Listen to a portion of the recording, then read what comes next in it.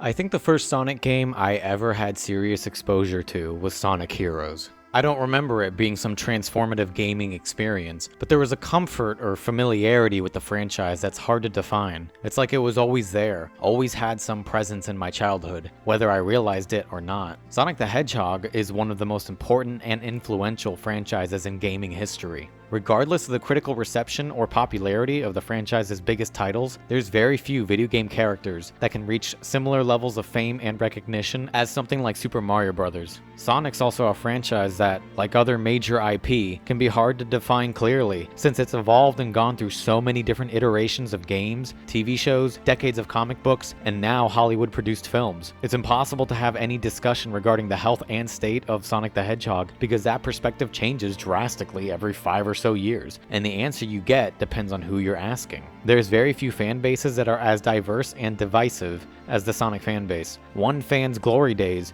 or another's dark ages. It can almost be compared to a fan base as contentious as Star Wars, with the exception that many Sonic fans today remain defiantly devoted to the blue blur, through thick and thin, no matter how glorious or dire the franchise is. Whether it's through countless arguments of Sonic the Hedgehog's character model, or constant debates about which terrible game is actually a secret masterpiece, the one thing that Sonic the Hedgehog fans all share is that they all love him.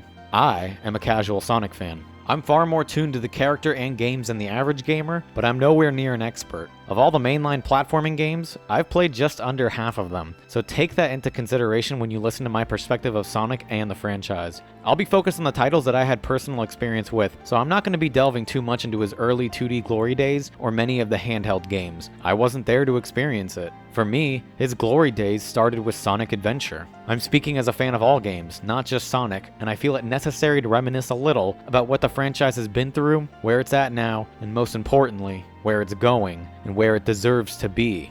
With Sonic Shadow Generations releasing to great reviews, and the third Sonic movie imminent, the franchise is finding its way again. But where did it lose its way to begin with? Sonic the Hedgehog's most simple time was during his early 2D era, where it was operating in direct opposition to Super Mario, and when the two series were most similar and at their most competitive when it came to their output, gameplay, and perspective on the fan bases. Comparisons to Mario become less relevant as the franchises have gone on, and to this day, these comparisons still garner contentious reactions in the Sonic fanbase, but it'd be incredibly ignorant to ignore the importance of their relationship. The two would not be where they are today without each other. It's also important for understanding the perspective on gamers towards the Sonic franchise. In order to understand the perceived shortcomings of Sonic the Hedgehog, we have to consider what it was being compared against at the time. Both of them had a series of highly successful 2D platformers that defined the mainstay mechanics and expectations, as well as clearly defining their differences. Both also had a slew of successful cartoons, animations, comic books. Regardless of the actual quality of the material, Sonic was doing very well, earning his place as one of the defining mascots of the early generations of gaming consoles, right alongside Mario, Street Fighter, Doom. You could never have a conversation about gaming in the 90s without Sega's baby. But at the turn of the century, much like the rest of the world, Sonic would experience his first major revolution, and what I like to call the first impact in Sonic's career. While small early attempts at a transition to 3D for Sonic were considered mostly unsuccessful on the Sega Saturn, it wasn't until the Dreamcast arrived with Sonic Adventure to a thunderous and proud roar that showcased a future for Sonic that could still compete with Mario, who had already taken off with flying colors 2 years prior with Super Mario 64. There isn't much to be said about Sonic Adventure that hasn't already, and much of the modern philosophies and style of the series can still be traced right back to this revolutionary title that was one of the biggest launches for the Dreamcast. New characters, a more dramatic and exciting narrative that was taking full advantage of voice acting, different gameplay elements, and the introductions of a Tamagotchi-life pet simulator with the Chows, a fresh redesign of Sonic that feels like a complete perfection of his character and personality, and a new direction in music that fucking rules. While Sonic Adventure has shown its age regarding technical issues in camera, it's still considered a landmark title for the Hedgehog and the Dreamcast that is forever beloved by Sega and the fanbase. At the time, handheld entries were also doing quite well with the Sonic Advance series, which many Sonic fans considered to be the peak of his career on handheld devices. He'd also later get popular entries like the Sonic Rush titles. Although never as successful or noteworthy as some of the console entries, Sonic has always had a regular focus towards the handheld market. The mobile entries won't be discussed too much since I'd like to stay focused on what I personally experienced, and most of my time with the Sonic franchise was spent with the 3D entries of the 2000s, and then, not too long after Sonic Adventure.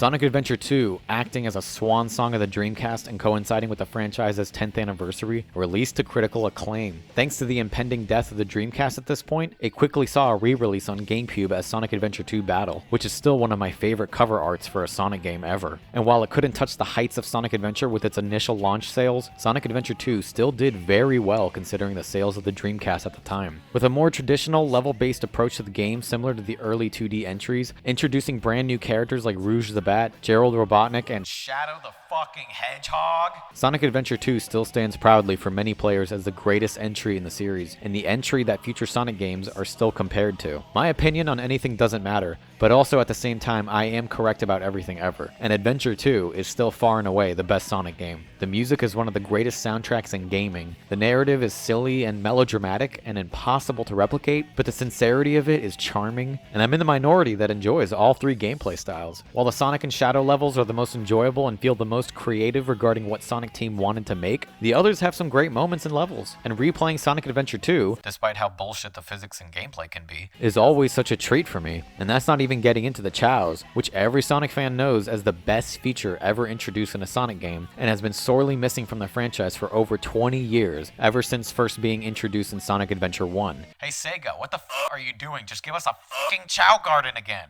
If you ever hear fans calling for a remake of the Adventure games, or an Adventure 3 sequel, there's very good reasons why. While similar criticisms are shared with Adventure 1 regarding outdated technical issues, writing, and voice acting, Adventure 2 still holds an important place in the greater Sonic community. The two felt like perfect storms regarding the direction Sonic Team wanted to take with the franchise, and despite some of their cheesy or goofy flaws, they carried this confidence in their tone and gameplay that has been very difficult for Sonic Team to replicate ever since. There have been moments here and there that remind us fans of the love for the adventure games, but very few titles have had that same weight, despite many repeated attempts. It's hard to truly paint a picture of what the franchise was like at this point, and I can only speak for myself, but I have to imagine that despite the active failure of the Dreamcast and Sega's shifting commitment to third-party releases, the Sonic franchise had never felt more optimistic and hopeful and lively than ever. But the bigger they are, the harder they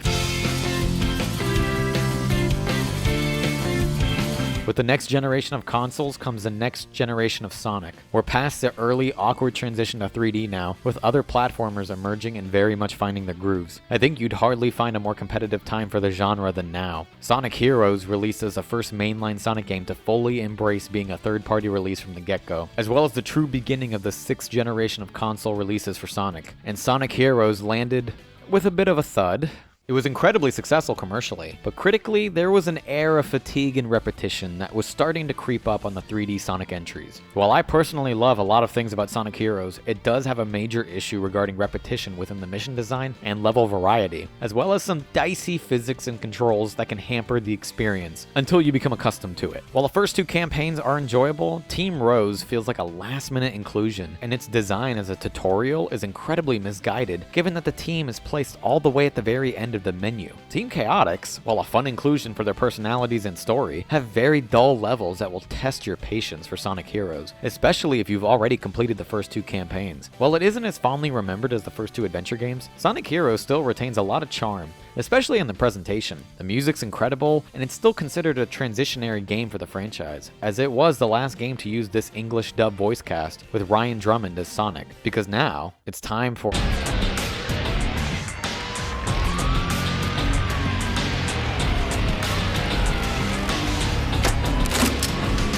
Shadow the Hedgehog. Capitalizing off of the most popular new character in the franchise, which was an excellent idea, because every great and enjoyable thing about the game revolves around the ridiculous, cool factor edginess of the character that has come full circle from being cool to cringe to the fucking most badass thing ever.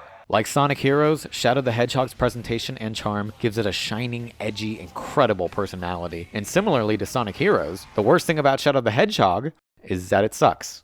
A lot. It's not good. Now, before you keyboard warriors start bearing your pitchforks and torches at me, let me be absolutely clear. I unironically love Shadow the Hedgehog. I genuinely enjoy playing this game. I have a fun time with it. The soundtrack, like almost every Sonic game, is a certified double platinum banger. I am on your side here, but it's not a good game.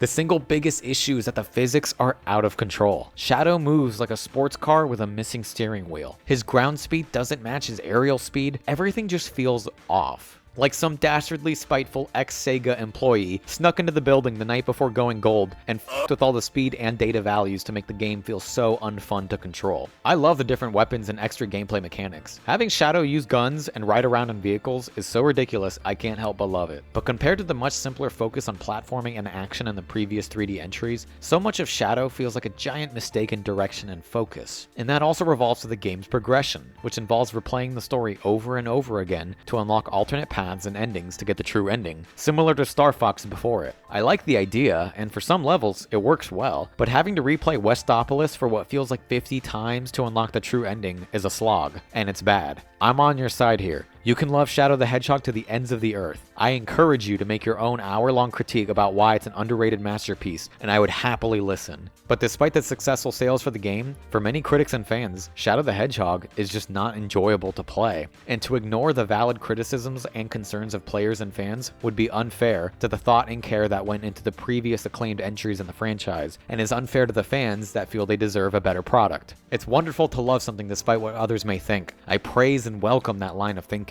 But these are products that ask for your precious time and hard-earned money. It's okay to demand a higher quality. During this time, the Sonic Advance and Rush series are doing quite well for themselves, and some lesser spin-offs weren't doing too bad either, like Sonic Riders, which, similarly to the other recent 3D entries, had wonderful presentation and personality that's just hampered by clunky or misguided gameplay ideas. I was a major fan of Sonic Riders, especially the style, but it definitely asks a lot for players compared to other more approachable kart racers. You'll notice a trend with the 6th generation Sonic entries of trying many different experimental ideas, but coming up short in many regards. It wasn't dire, as many of these entries were selling well, but it felt like Sonic Team was still getting used to how to fully capitalize off of the 3D platforming genre, and relied too much on experimentation. Despite the repeated issues, it's a shame that some of the better ideas and themes weren't revisited. But given what comes next, what you may call the second impact of the Sonic franchise after Sonic Adventure, well, you knew this was coming.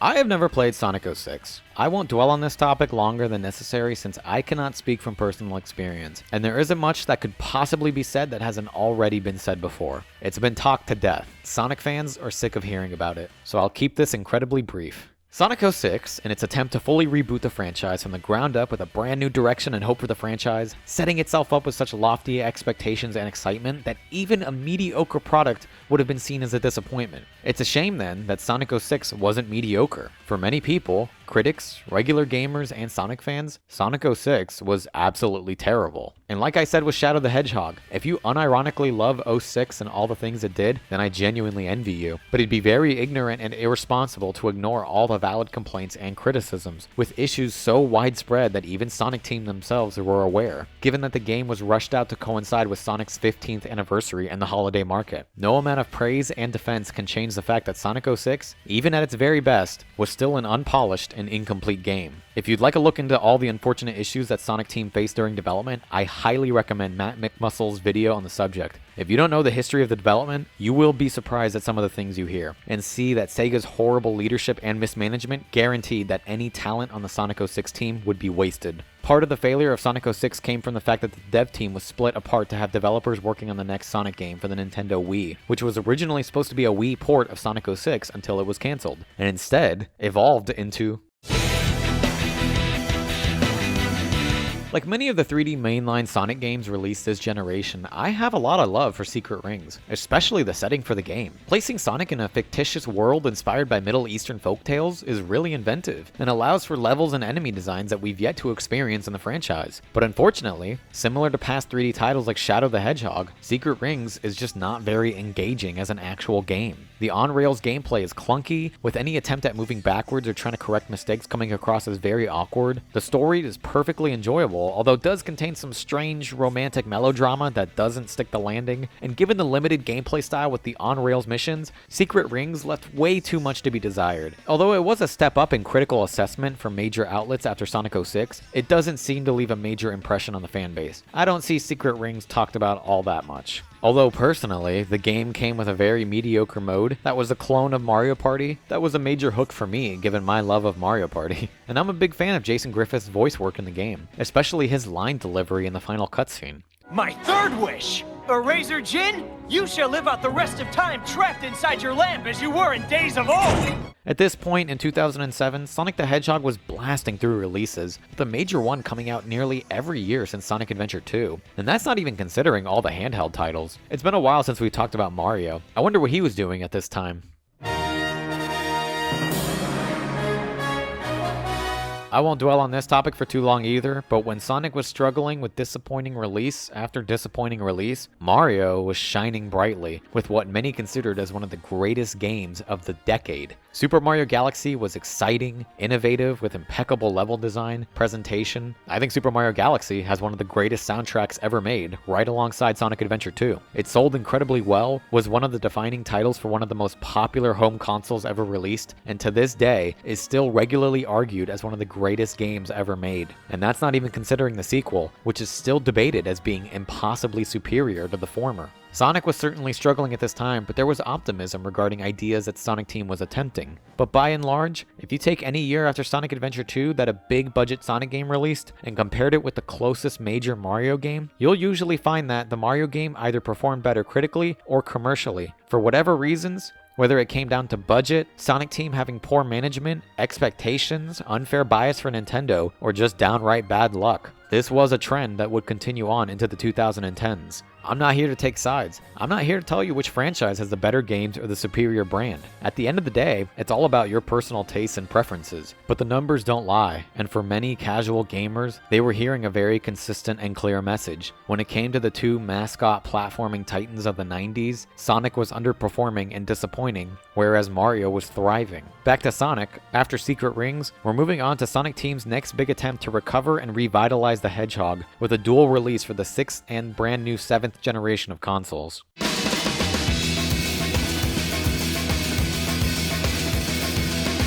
Sonic Unleashed felt like a refresh after Sonic 06, to try and take ideas that were laid down with Sonic Adventure 1 and 2 and take things a big step forward. And the globe-trotting journey in Sonic Unleashed is the biggest example of that idea. You can especially feel it in the production value, especially of that intro. It might as well act as its own Sonic short film. It's incredible. That's not even to mention the actual short film that accompanied the release of Sonic Unleashed, but I'm getting sidetracked. Sonic Adventure's charm came from taking the limited scale of the 2D games and expanding on that, which is exemplified in the title alone. In fact, I think Sonic Adventure 3 could have been a very fitting title for Sonic Unleashed. It's even titled Sonic World Adventure in Japan, and I kinda like that, almost like a spin-off from the Adventure series. However, the biggest difference is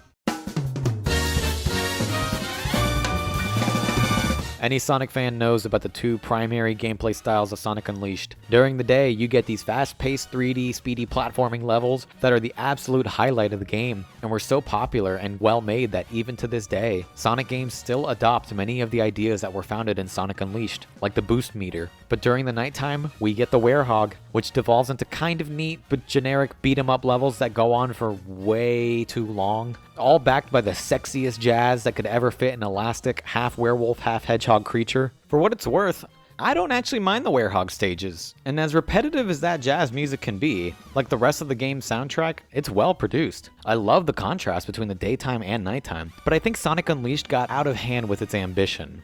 Where have I heard that one before? The Werehog stages feel like an attempt at the different gameplay styles of Sonic Adventure 2, but I think they quickly lose sight of the focus and fun that Sonic Adventure 2 had. If the Werehog stages focus much less on combat and more on slower, more careful 3D platforming, similar to the Tails and Eggman levels from Adventure 2, with much shorter stages, I think they would have been received much better. As it stands, at least for the Wii/PS2 version of Sonic Unleashed, which is what I'm familiar with, you spend a vast majority of your time in the nighttime stages, whereas Sonic Adventure 2 had a much better balance of the gameplay styles without any single one feeling like they greatly overshadowed the other. And even if you didn't care for the non-Sonic missions in Adventure 2, they were all at least pretty brief, save for some terrible RNG with the Emerald treasure hunts with Knuckles and Rouge. Sonic Unleashed almost had something great, but it falls short in just a bit too many regards to be that next big hit that Sonic Team was looking for. Like previous entries, it was still commercially successful, and I think for the fanbase, was a big step in the right direction compared to Heroes, 06, and Secret Rings. It just needed more tweaking from Sonic Team, but a direct sequel could have led to something amazing.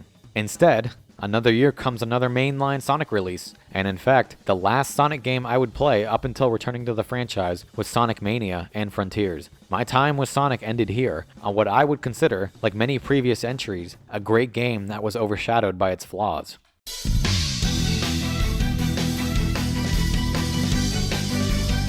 At first glance, and for most critics and casual gamers, Sonic and the Black Knight is nothing special. A direct sequel to Secret Rings, making up the very short-lived Sonic storybook series. The gameplay is a noticeable improvement on Secret Rings, incorporating mild combat elements and utilizing the nunchuck for movement and platforming that feels much more natural. While still on rails, it is significantly less awkward. Footage might not do it justice, but compared to Secret Rings, I can tell you, the difference is felt immediately. The presentation, like most Sonic games, is great, and the soundtrack is one of my absolute favorites, with longtime legendary Sonic artist Jun Senoue returning to contribute as a lead composer, after having more reduced roles in the franchise after Shadow the Hedgehog, and you feel his contribution with the return of that classic rock that was sorely missing with the previous entries. Sonic and the Black Knight was the last mainline entry to feature the English cast that had been with the franchise since Shadow the Hedgehog, and for me, given that it was also the last time I was into the franchise for the better part of a decade, Black Knight holds a very special place for me. I think the cast here is at their best, and Jason Griffith as Sonic, combined with the writing, leads to some of Sonic's best moments in the entire franchise. I truly think there has never been a more compelling and enjoyable depiction of Sonic's personality and attitude here, maybe with the exception of the adventure games. I love his confidence and cockiness, his snarkiness and banter with his talking sword Caliburn. Everything about him feels perfect, and leads to some of the coolest lines ever written for a Sonic game, delivered perfectly. State your name and your master, sir.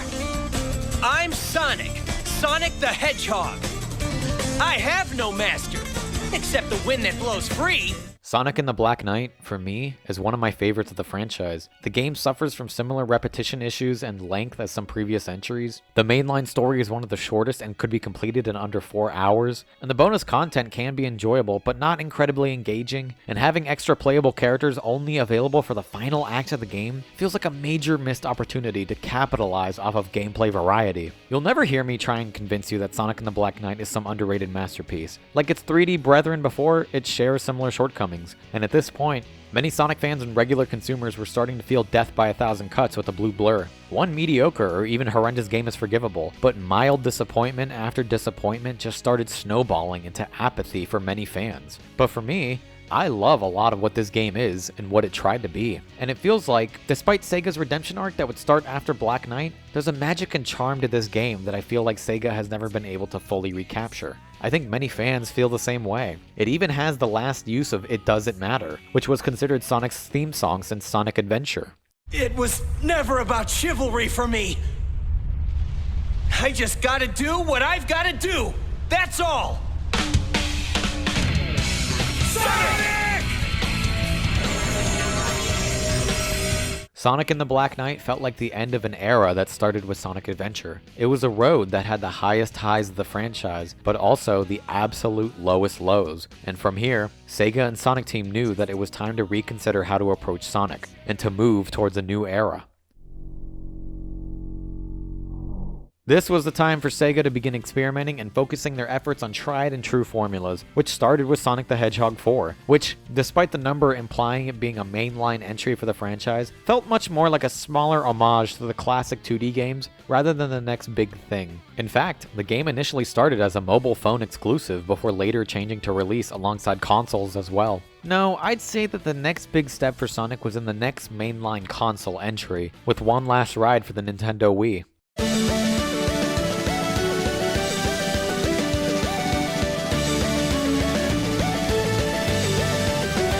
Sonic Colors released alongside Sega infamously delisting all games with subpar critical reception, which, while the right move at the time, I do think there are Sonic fans, like me, who still have a fondness for those past entries. While I'd personally love some kind of Sonic 3D collection that spans from Sonic Heroes all the way to Black Knight, celebrating all the ups and downs of Sonic's time during the 6th and 7th generation of consoles, it makes sense why Sega would be hesitant to ever release something like that. The gamble on negative critical reception again and mediocre sales is the last thing that they would ever want. Maybe someday I can play an official port of Shadow the Hedgehog from the Switch 2 without having to sail the high seas. Back to Sonic Colors?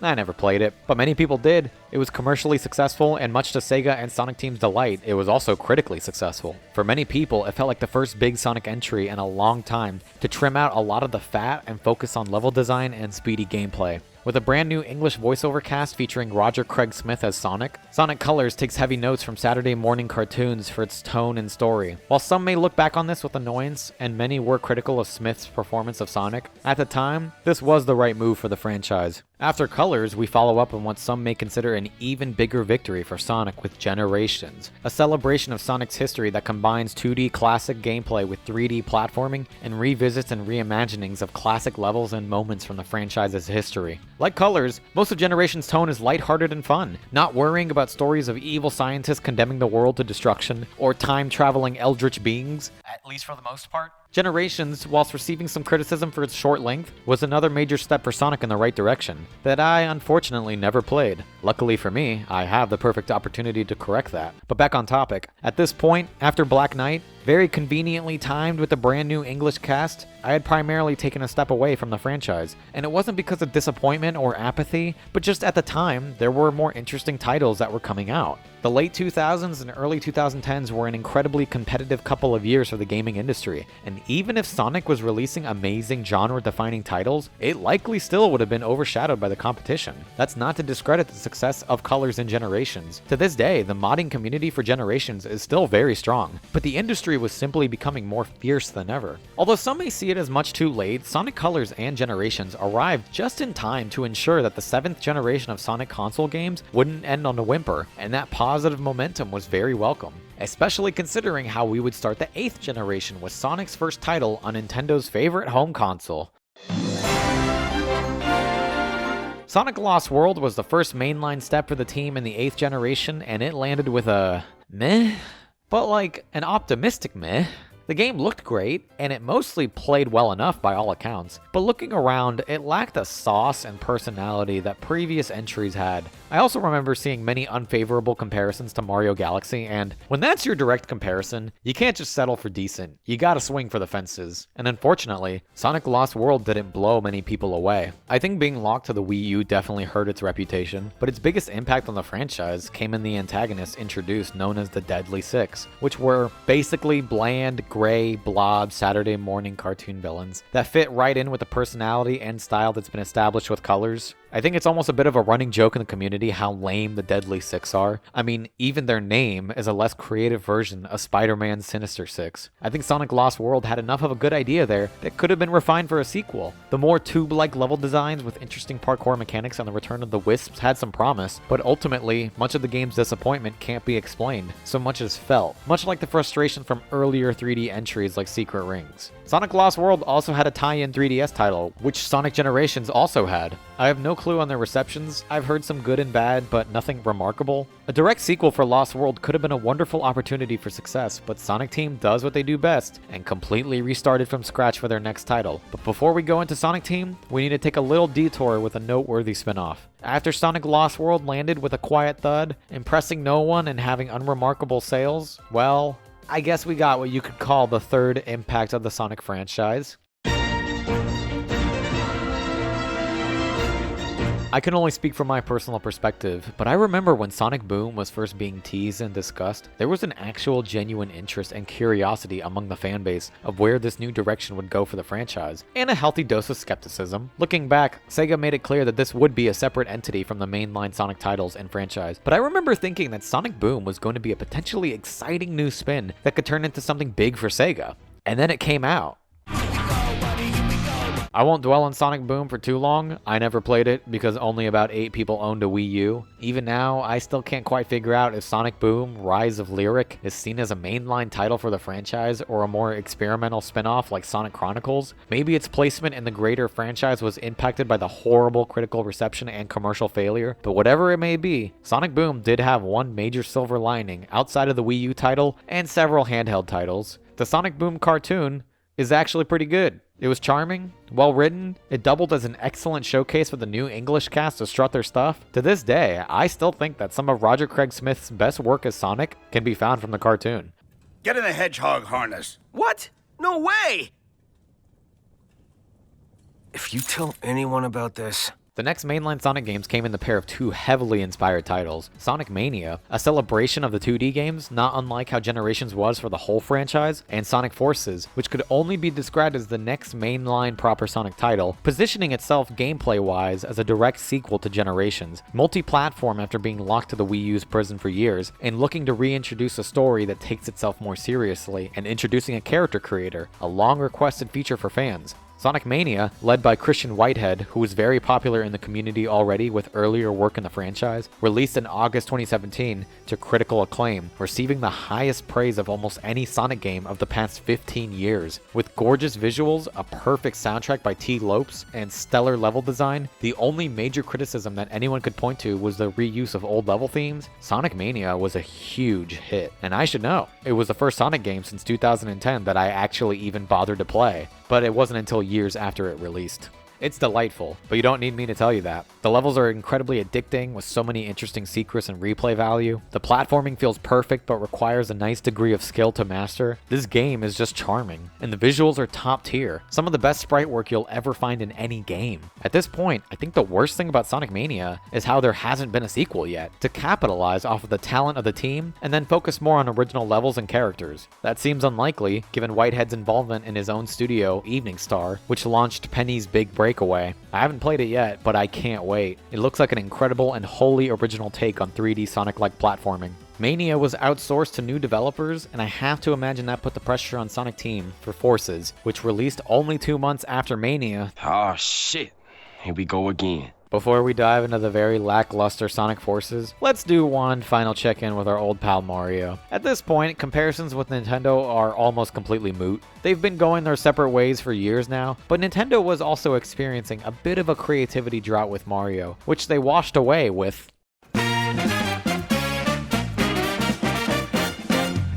whatever you think of Odyssey, just know that if it's a negative opinion, you will be outweighed by 20 people who adore this game, and I am one of them. Remember, Sonic Heads, I am on your side. Odyssey sold greatly and delighted critics and fans, and went on to be one of the major kicks that propelled the newly released Nintendo Switch to where it is today. While not my personal favorite of the series, I will always defend Sunshine. Fight me on that and you'll lose this battle. Odyssey was a great revitalization for the 3D Mario formula, and set a great step moving forward for whatever may come next, which Mario fans are still waiting for.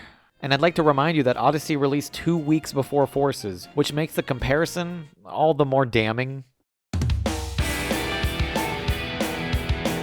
The unfortunate truth with Sonic Forces is that at the end of the day, there isn't very much to say about the game, positive or negative. It sits in a middle, mediocre state that I would argue is almost more damning than titles like Shadow the Hedgehog and Sonic 06. The advantage that Forces had going for it is that it was never setting itself up to be the next major step forward. Forces was released for a AA price, and early impressions drew many comparisons to Generations that I think many fans saw it as a minor step for the franchise rather than a brand new thing, which could be a good thing, since Sonic had a very bad habit of abandoning any good ideas with a new release to completely start fresh and only end up with middling impressions, and the exact same thing happened with Forces. The presentation, original character creator, and most of the music were highly regarded, but nearly everything else, from the absolutely dull level design to the short length, everything was disappointing and forgettable. That's not to mention the incredibly boring story that led to some hilarious moments and baffling characterization and dialogue. That's not good. None of this is good, Vector. That's why it's called war. Forces didn't exactly shoot for the moon, so its fall wasn't greatly felt, but in that I think it's being forgotten in a way that reminds me of Lost World. No one was particularly offended or outraged as with Sonic 06, but I could at least envision a Sonic fan claiming 06 as their favorite game, and I could partially understand why, given how ambitious it was. I don't know if I could even imagine any person claiming that Forces is their favorite title. Aside from the custom character, Forces has nothing going for it. At this point, it felt like Sonic had faded to be a less important IP for Sega, given the rise of more popular and successful franchises like Persona and Like a Dragon. Instead of being the mascot to lead the company and their image, Sonic the Hedgehog in 2017 felt more like one of several IP. This is just my perspective though. Some of you may think that Sonic never really had this status, but for me, I definitely started feeling a noticeable shift around this time. A few years go by without much of anything major for the franchise. Sega's dedicated to the next mainline Sonic game, putting an extra amount of time and care into it at this point, but a new major impact arrives, and thanks to a global pandemic, went on to become one of the highest grossing films of 2020. The Sonic movie was instrumental in revitalizing the Hedgehog for a brand new audience. At this point, the movie not only had to combat some of the more middling reception of Sonic as a franchise, but also video game adaptations as a curse. Even though there had been plenty of successful adaptations like Castlevania, there was still a giant stigma hanging around all adaptations, and there were still plenty of awful ones, so the fact that the Sonic movie didn't end up a complete disaster flop was probably the best possible outcome for the film. Regardless of your personal opinions, it's undeniable the impact of the films on the franchise and the boost of popularity they've done for the character. From there, the Sonic film got a decently successful sequel and spin-off miniseries featuring Knuckles, which, full transparency, I have not watched because I heard it's awful. Actually, I haven't seen any of the Sonic films. They've never really appealed to me, and I consistently hear that they come across as too afraid to adapt more of the lore from the games, and spend too much time wasted on boring, original human characters. As an avid fan of all things Godzilla, I've gotten my fill of terrible human subplots too many times to try and bear with it in Sonic films. But it doesn't matter what I think. The films are successful and healthy for the franchise, and any introduction for new fans is exactly what Sega's hoping for. I can only hope personally that one day we'll receive a Hollywood-produced animated film that feels much more faithful to Sonic the Hedgehog.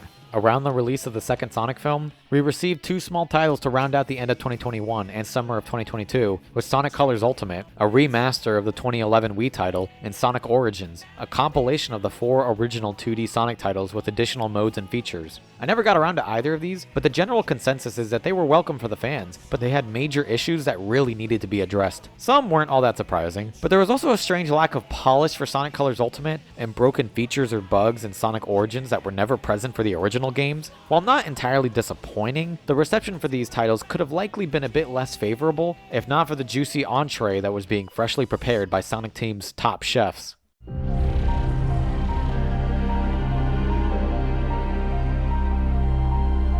The next mainline Sonic title after Sonic Forces, it goes without saying that while Sonic was more or less on an uphill trajectory since the Dark Days, Sonic Frontiers had a lot to prove to the fan base. One major expectation that was weighing on Sonic Frontiers' shoulders was that it had the longest development cycle of most Sonic games of the past 10 years. This wasn't just some rush job to try and meet an anniversary or holiday release. Sonic Frontiers and the team behind it wanted so badly to be the next major Sonic title that would redefine the franchise the way that Sonic Adventure had done 25 years ago. When Sonic Frontiers released, for many Sonic fans, it was exactly what they'd been hoping for. A brand new Sonic game that was good. Actually good. No major caveats or buts, just good. But not amazing or earth-shattering. It was exactly what the fan base needed after years of mediocre, forgettable disappointment. Sonic Frontiers just needed to be solid and nail down a gameplay formula that was fun and interesting, and to that, I think it succeeded, especially among fans. Despite the critical reception that painted it in a more average light, sitting at a 71 on OpenCritic, which for most other AAA franchises would be seen as a disappointing entry, Sonic Frontiers sits at a very positive 91% on Steam, which is an excellent measure of the difference in a game's perception between critics and the player base. One of the biggest highlights of Sonic Frontiers was the confidence behind the game that felt like, with the exception of Mania, had been missing from the franchise for the longest time. Sega had shown plenty of pre-release footage to build up excitement. Sonic was featured as the only playable character in a story that would feature extra characterization and writing that would cater to longtime fans of the franchise, and the soundtrack by Tomoya Otani was returning to a rock and roll heavy metal tone that had been missing from the mainline title since the 2000s. And speaking only for myself,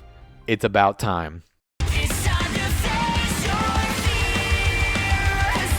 Sonic Frontiers had a story and narrative that actually had some dramatic weight to it, and took itself seriously, without feeling like it had to poke fun or make light of anything that felt unnecessary or come across as utterly ridiculous and silly as Sonic Forces did. There was plenty of levity to Frontiers for sure, but there were also nice moments for these characters to just feel like characters with 30 plus years of history behind them. And while Jason Griffith still has my personal favorite performance as Sonic, Roger Craig Smith is doing the best job he's ever had for Sonic with some of these scenes. It feels like he's finally been given direction that had been missing for much of his tenure, save for his excellent comedic timing in Sonic Boom. As for the gameplay, it's a solid foundation of exploration open platforming that reminded me a lot of the world design in classic 3D platformers like Banjo-Kazooie, with an emphasis on expansive larger levels and less so on frequent small-scale platforming challenges, of which Frontiers did have with the cyberspace levels, which for me were a nice change of pace from the main zones, but never as interesting as the full free exploration gameplay that suits Sonic's speed and platforming well. It almost feels like an evolution of the 2D Sonic philosophy, which had levels that were endlessly replayable with secret routes, areas,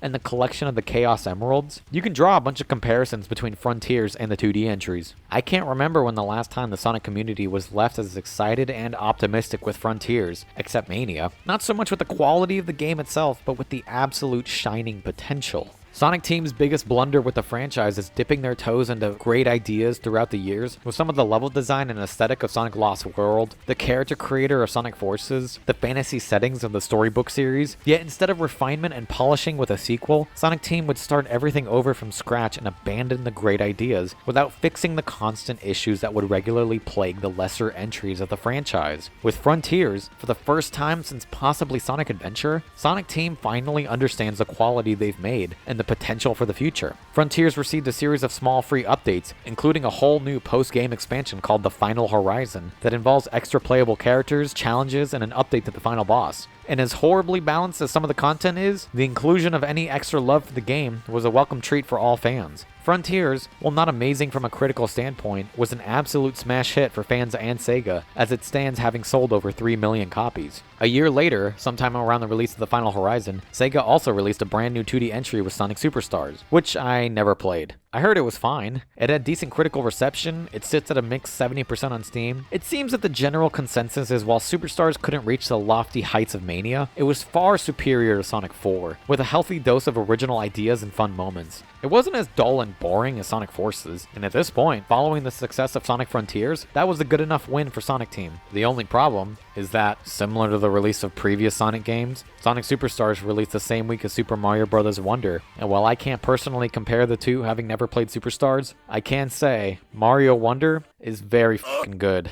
and could easily sit in a top 10 list for greatest 2D platformers of all time. While Sonic Superstars was perfectly fine by all accounts, man, it could not have picked a worse title to release against than Super Mario Bros. Wonder. Even a genre-defining 3D Mario game would have been a little better timed, since it's at least an entirely different type of gameplay style. Sega wasn't disappointed though. They reported that Superstars did eventually sell well for itself beyond its initial release. And now, that more or less brings us to today. And what is today?